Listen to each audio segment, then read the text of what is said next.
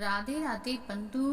आज हम श्रवण करेंगे श्रीमद् भगवद गीता जी के 13वें अध्याय की महात्म की कथा।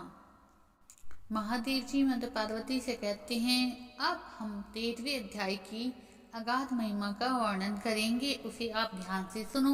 उसके सुनने से तुम बहुत ही प्रसन्न हो जाओगी। दक्षिण दिशा में तुंगभद्रा नाम की एक बहुत बड़ी नदी है। उसके किनारे हरिहरपुर नामक रमणीय नगर बसा हुआ है। वहाँ हरिहर नाम से साक्षात भगवान शिवजी विराजमान हैं, जिनके दर्शन मात्र से परम कल्याण की प्राप्ति होती है। हरिहरपुर में हरिदीक्षित नाम का एक क्षत्रिय ब्राह्मण रहता था, जो तपस्या और स्वाध्याय में संलग्न था और वेदों के पारगामी विद्वान था।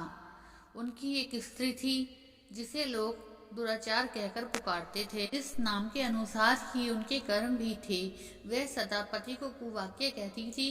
उसने कभी भी उसके साथ शेयर नहीं किया। पति से संबंध रखने वाले जितने घर के लोग आते, उन सबको डांटती थी और स्वयं कामोन्मत्त होकर निरंतर व्यभिचारियों के साथ रमण किया करती थी। एक दिन नगर को इधर उधर आते जाते हुए पूर्ववासियों से भरा देख उसने निर्जन और दुर्गम वन में अपने लिए संकेत स्थान बना लिया। एक समय रात में किसी भी कामी को ना पाकर वह घर के किवाड़ खोल नगर के बाहर संकेत स्थान पर चली गई। उस समय उसका चित्त काम से मोहित हो रहा था। वह एक एक कुंज में तथा प्रत्येक वृक्ष के नीचे जा जाकर किसी प्रियतम की खोज में लग गई, किंतु उस स्थान पर उसका परिश्रम व्यर्थ ही गया। उसे प्रियतम का दर्शन नहीं हुआ। तब उस वन में नाना प्रकार की बातें कहकर विलाप करने लगी। चारों दिशाओं में घूम घूम कर वियोग जनित विलाप करती हुई उस स्त्री की आवाज सुनकर कोई सोया हुआ बाघ जाग उठा और उछलकर उस स्थान पर पहुंचा जहां वह रो रही थी। उधर वह भी उसे आते देखकर किसी प्रेमी आशंका से उसके सामने खड़ी होने लगी और ओट करके बाहर निकली। उस समय व्याघ्र ने आकर उसे नख रूपी बाणों के प्रहार से पृथ्वी पर गिरा दिया। इस अवस्था से वह कठोर वाणी में चिल्लाती हुई पूछ बैठी, अरे भाग, तू किस लिए मुझे मारने यहाँ आया है? पहले इन सारी बातों को बता, फिर मुझे मारना।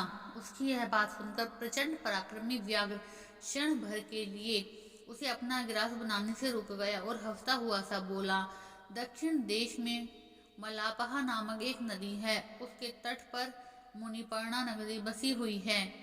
वहाँ पंचलिंग नाम से प्रसिद्ध साक्षात भगवान शंकर निवास करते हैं। उसी नगरी में मैं ब्राह्मण होकर रहता था। नदी के किनारे अकेला बैठा रहता और जो यज्ञ के अधिकारी नहीं हैं, उन लोगों को भी यज्ञ कराकर उनका अन्न खाया करता था। इतना ही नहीं, धन के लोभ में मैं सदा अपने वेद पाठ के फल को बेचा करता था। मेरा लोभ यहाँ तक बढ़ गया था कि अन्य भिक्षुकों को गालियाँ देकर हटा देता और स्वयं दूसरों को नहीं देने योग्य धन भी बिना दे हमेशा ले लिया करता था। ऋण लेने के बहाने मैं लोगों को छल करता था। तदंतर कुछ काल व्यतीत हो जाने पर मैं बूढ़ा, सारे बाल सफेद हो गए, आंखों से सूझता न था और मुंह के दांत सारे गिर गए। इतने पर भी मेरी दान लेने की आदत नहीं छूटी। पूर्व कोई भी त्योहार आने पर प्रतिग्रह के लोभ में मैं हाथ में कुश लिए तीर्थ के समीप चला जाया करता था। तत्पश्चात जब मेरे सारे अंग शिथिल हो गए, तब एक बार मैं धूर्त ब्राह्मणों के घर मांगने खाने के लिए गया। उसी समय मेरे पैर में कुत्ते ने काट लिया। तब मैं मूर्छित होकर क्षण भर में पृथ्वी पर गिर पड़ा। मेरे प्राण निकल गए। इसके बाद भी मैं इसी व्याघ्र योनि में उत्पन्न हुआ। तब से मैं इस दुर्गम वन में रहता हूँ और अपने पूर्व पापों को याद करके कभी धर्मनिष्ठ महात्मा, यति, साधु पुरुष और सती स्त्रियों को नहीं खाता। पापी, दुराचारी तथा उल्टा स्त्रियों का ही मैं भक्ष्य करता हूँ। अतः उल्टा होने के कारण तो अवश्य ही मेरा ग्रास बनेगी। यह कहकर वह अपने कठोर नखों से उसके शरीर के टुकड़े टुकड़े करके खा गया। इसके बाद यमराज के दूत उस पापिनी को संयमपुरी नगरी में ले गए, जहां यमराज की आज्ञा से उन्होंने अनेक बार उसे विष्ठा, मूत्र और रक्त से भरे हुए भयानक कुंडों में गिराया। करोड़ों कल्पों तक उसमें रखने के बाद उसे वहां से ले जाकर 100 मनवंतरों तक रोरफ नरक में रखा गया। फिर चारों ओर मुंह करके दीन भाव से रोती हुई उस पापिनी को वहां से खींचकर देह नानक नामक नगर में गिराया। उस में उसके केश खुले हुए थे, शरीर भयानक दिखाई देता था। उस प्रकार घोर नरक यातना भोग चुकने पर वह पापिनी इस लोक में आकर चांडाल योनि में उत्पन्न हुई।